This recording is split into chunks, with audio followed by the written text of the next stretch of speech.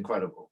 And he took a shining to me, really. I was 17 years old, and he's like, "You can't believe you've done this. You come to the States on your own, saved up my money, follow me around for the next 2 weeks." It's called absorb modeling. He explained the whole modeling concept. Take down notes of my life and my classes, my business meetings. My name is EdJCSmith. I got a second chance at life, and I'm here to help you live life on your terms. Welcome to today's session on Coaching Business Secrets. We're with a super celebrity. I've been privileged to spend some time with you on Clubhouse, Matt. That's how I've got to know you. So super excited to spend some time kind of understanding more about what you've done. You've done some amazing stuff. I know you were Michael Jackson's security guard, which is just incredible. I think that's amazing for your positioning, and you do martial arts and all that sort of stuff. You have a huge franchise helping people, with their coaching / martial arts schools. So I think that's really exciting. Just give us a quick preview of yourself, a little overview, and then we'll get down to it. But first of all, thanks for being here, bro. I really appreciate you. Thanks for a great intro to it. To be called a superstar is a privilege as well. Far from it. I was just bully boy at school. I had typical no qualifications. Wasn't very good academically at anything at all. Left school with nothing but a dream of becoming a full-time martial arts instructor, being paid to teach for my passion. And I failed all my exams. I'm not proud of that, but I just wasn't very good academically. I can't write. I can write that I can understand it, but I can't. No one else can. I can't spell, but I knew that I had this vision. So I took a job as a personal trainer at 16, just to gain a bit of age. If I had wanted to, I would have gone and opened up a martial arts school then, but I just felt people wouldn't take me serious enough. So I worked as a personal trainer, got qualified in that at college for about 6 months. And then when I turned 17, I grew a ponytail trying to look a bit old. I read somewhere you could look a bit older by doing that.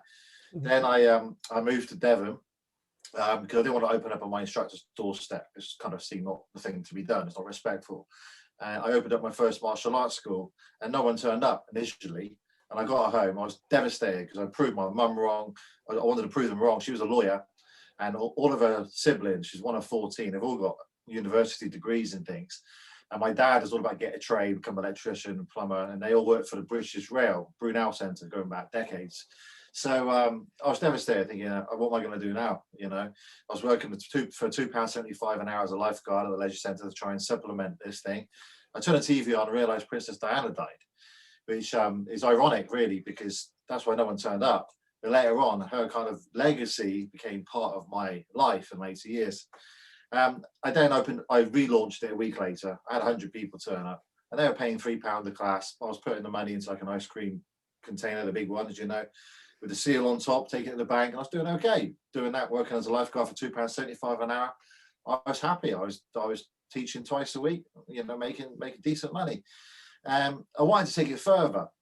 I wanted to be out of the box a little bit. And I was in the mentality back then that it's about if you can kick high or do the splits on the chairs and all the Jean-Claude Van Damme stuff, then you're going to attract people. But I learned very quickly it's not about that. It's about you got to supply what they want. How can you change their children's life, stop them being bullied, anti-obesity, self-defense, fitness for women, got the whole community aspect of it as well. It's got nothing to do about me at all. It's all about what I can do for them.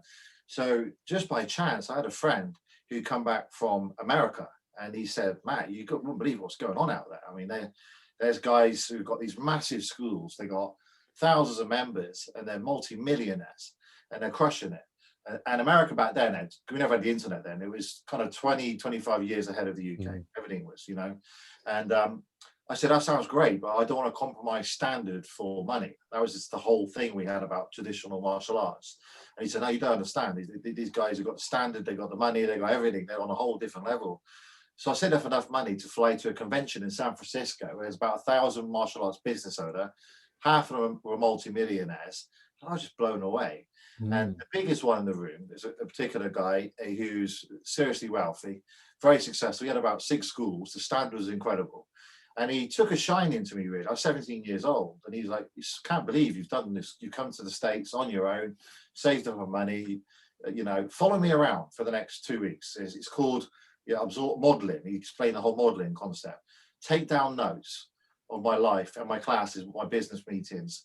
and then go back to England and try and implement it, see how it works. So I did, and I thought the guy was nuts. He was getting up at 4 in the morning and working till 11 at night, planning everything, that all the systems, it was all scripted out.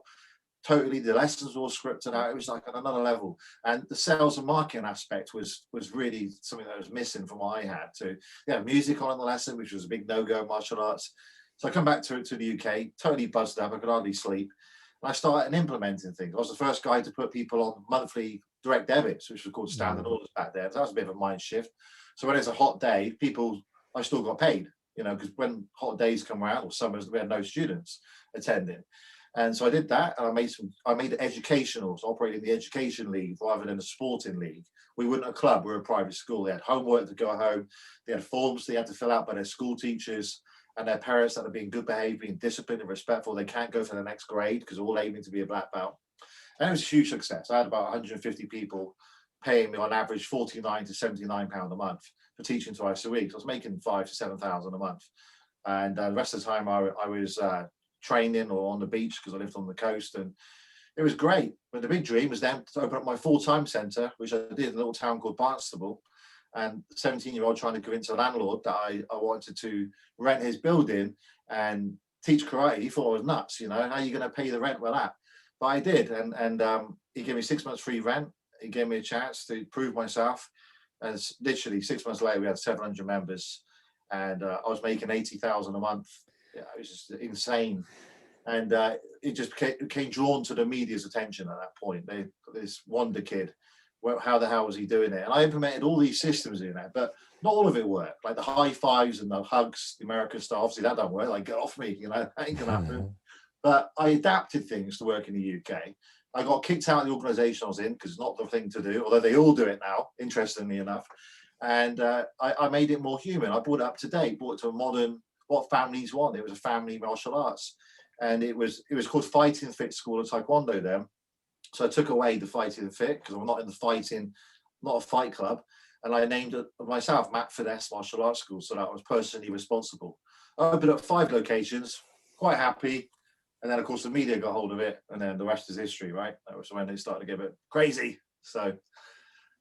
Well, what happened when the media took that? I mean, that's incredible. Start building, grow, scale of a coach. What I call a coaching business, but like a education-based business. Amazing. Yeah. I was taught always by my mentor that, and he was in his 80s, as long as you operate in the education business, you'll never be out of business. If you operate as a sport, you're going to be in and out like fads. So I always made sure I was a private school. We had homework, and it was really life lessons taught, like good manners, attitude at the end of the lesson, and so on, even for the adults. So I got to 5 set schools, and I had to start mentally. I couldn't go any bigger because the next town, which is North Devon, the next town was a long dual carriageway, about 45 miles away, and I couldn't have the mindset anyone would travel that far. So the reporter was actually a parent of one of my two of my students in the class, a guy called Nick Constable, and he came up to me. He said, "I work for a news agency called Southwest News. I supply papers with stories. Any chance I can interview you? You've got an amazing story." He got the calculator out. He worked out some figures of how well I was doing, and he said he interviewed me, took some pictures of me in my sports car, and I said to him, "Is this going to make the local paper?" So I was like, "My dream back then, He said, "Yeah, for sure." And he went away. 2 days later, it's the front page of every paper: the Sun, the Star, the Daily Mail. Bully boy becomes millionaire, and a picture of me in my car, my martial arts, and a little picture of me with the cute little bully kid at school with the school uniform on. And then on the back of that, I did Trisha and Kilroy, Esther Ramson, Lorraine Kelly, all the morning shows. And that came to the attention of Uri Geller, the world-renowned public speaker, mind power, like time to. The UK is more famous for bending spoons, I think, than anything else. Yeah. And one of his people called up, said he wanted to meet me. He wanted to make a video to give out to kids. So he did the positive mindset side, and I did anti-bullying techniques. So I turned up at his £20 million mansion in Sonnon-on-Thames next to George Clooney's house.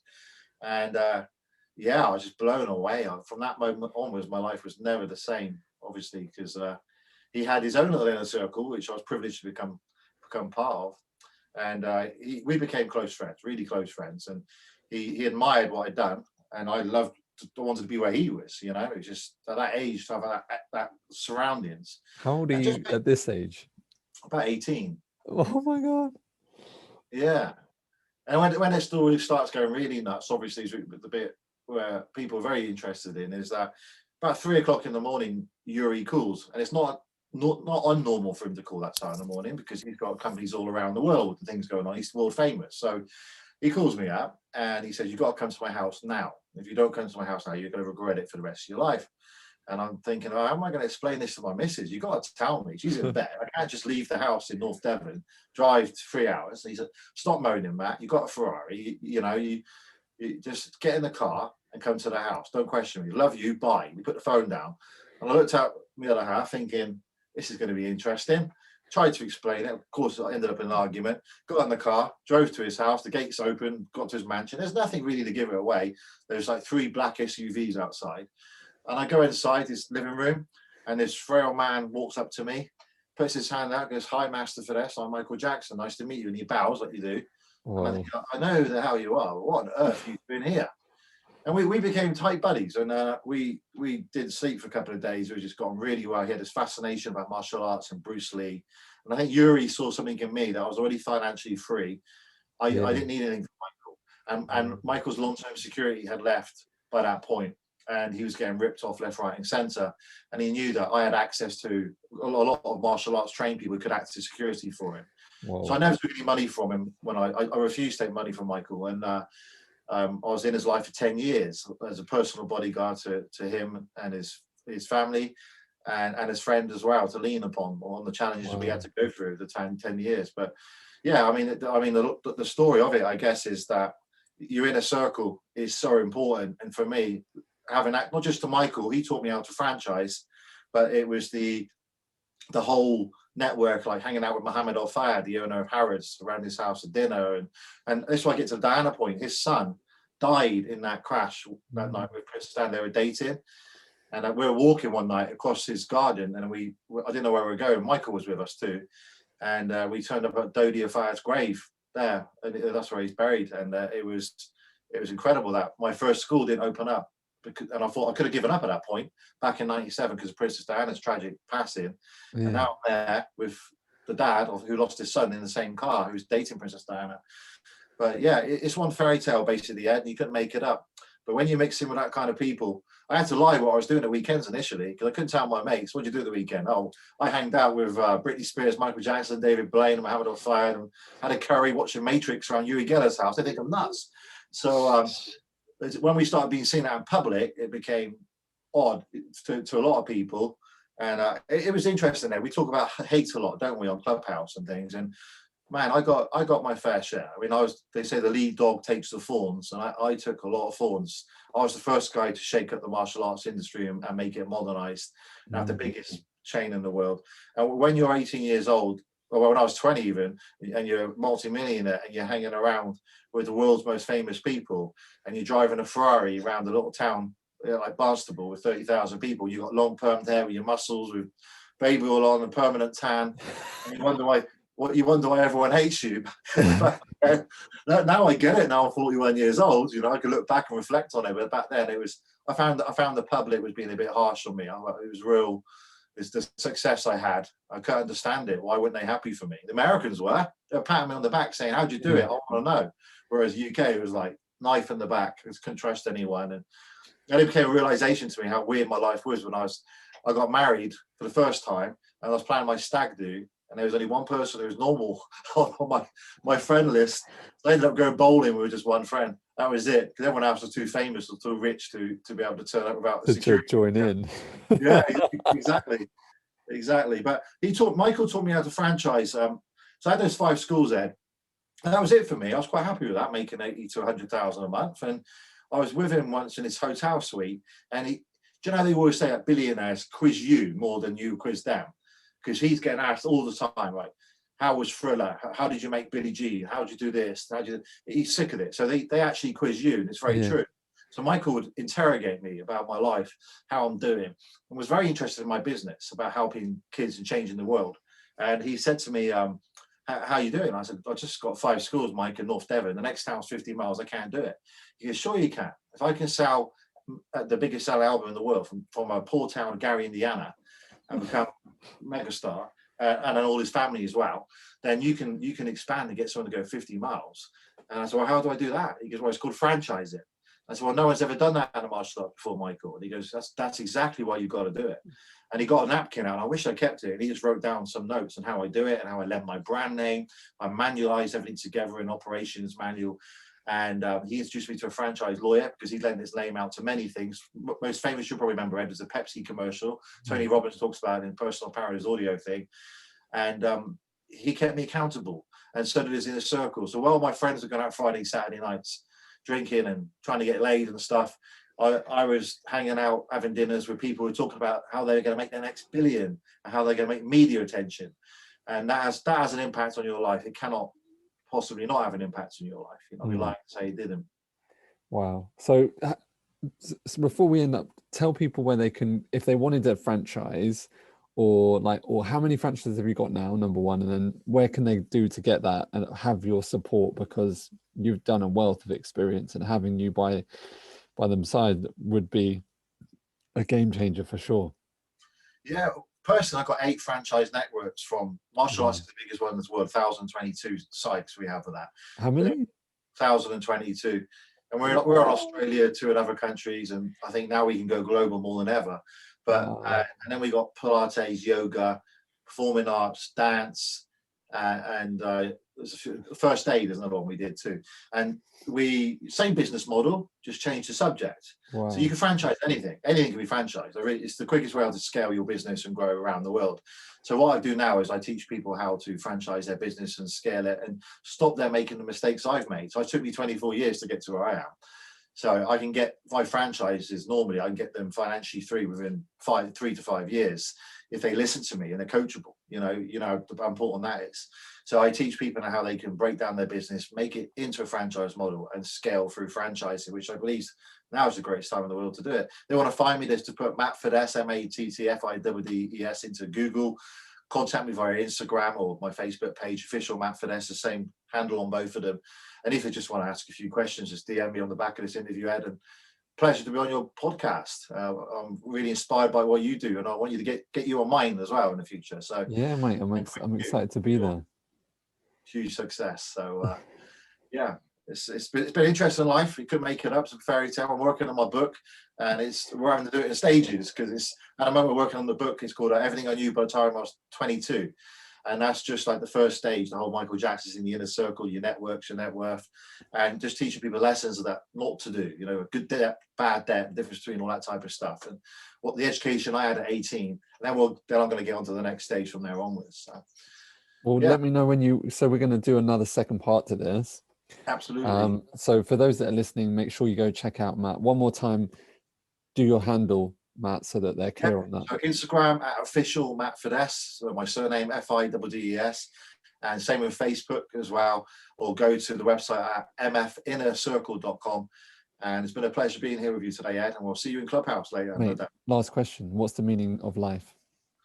I think the meaning of life has got nothing to do with money and stuff. I mean, for me, it's you want to be remembered for your family. I've got 6 children, and wow. When you're on your deathbed, you're not going to think about your money, are you? I mean, you might want to think that they're careful, need generational wealth. I'm a big believer in that. That's what I work towards. But for me, it's providing a future for my kids, because I think it's going to be when they're older, it's going to be tough. We've gone through this pandemic. There's going to be global warming. There's going to be all kinds of issues. And I want to make sure they're okay. So family first is the meaning of life, health and family. And the money part, if you're going to aim to leave generational wealth, it's only Bentleys you can buy and houses you can buy and jets and stuff. You got to leave a legacy to take care of your great grandkids and so on. And that's what motivates me to go and keep going and pushing forward every day. So, well, thanks so much for being here. I appreciate you. Thank you, Ed. If you want further help in this area, we are opening up a couple of strategic calls with my team. It's not a sales call. All right, it's purely a one-to-one consultancy session. All right, it's a true value to our business at $500. That is what I charge our team out at a consultancy level. However, it's completely for free. All right, there's nothing for you to buy. It's a consultancy session. All right, at the end of that session, if it makes sense for you, and if it makes sense for us, and if we believe that you have a good offer, all right, we'll make you an offer and we'll walk you through what potentially would entail becoming a client of ours. However, it's not a sales call and there's nothing to buy, okay? At the end of that, you will walk away with a clear plan, a clear structure of exactly how to do this. Okay, and so we've had a great testimonials off the back of people booking calls. Someone like Gary who was stuck in his membership and it was like $97 a month. I hate low front end memberships, they don't work. It's very difficult to scale your business, especially when you're starting.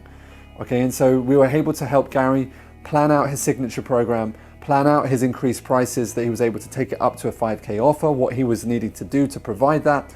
And as a direct result of that, was able to translate that into 3 sales off the back of that call within a short period of time. So that call in essence made him 15K, and that was a free call. So click the link below and you can book a strategy session with our team and they'll take you through that. There is an application process so that we are working with people that are serious. If you're not serious, please don't bother. All right, I appreciate you. Just go out, hang out with some more free information online. But if you are serious and you want help right now, then click the link, go through the application process, make sure you fill that out effectively. If for whatever reason we don't believe that you're going to be serious or you're not going to turn up, then we will cancel that call because it's only on a first come basis. That being said, if you want a free strategy session of value, $500 to get you clear right now, then click the link and I'll see you there. All right, that's the end of today's session. Thanks for watching. If you like these sorts of videos, then subscribe to the channel and I look forward to seeing you again soon.